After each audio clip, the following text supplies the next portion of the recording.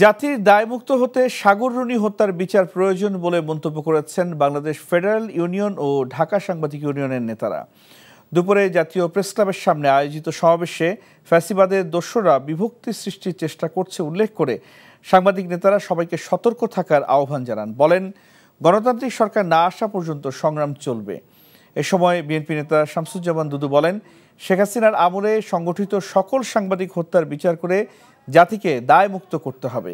সাংবাদিক সুরক্ষা আইন করে সাংবাদিক নির্যাতন বন্ধ এবং গণমাধ্যমের স্বাধীনতা বিরোধী আইন বাতিল করার দাবি জানানো হয়।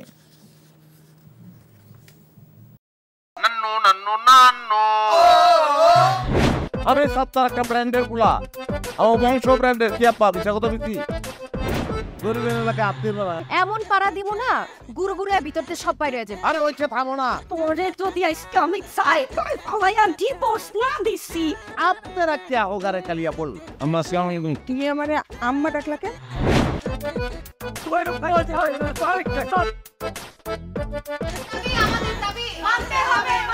মামু তুমি গদ্দাল মাইয়া রে কোনদিন স্বামীর মুখ দেখাও না আমার আমিন আপনারে আমি দেখে নিব। হাতে লাগে বেতারে হাত ছাইরা দাও সোনার চাচারে। এনজিওর কিস্তি প্রথমবার বিকাশ পেমেন্ট করলেই 20 টাকা ইনস্ট্যান্ট ক্যাশব্যাক।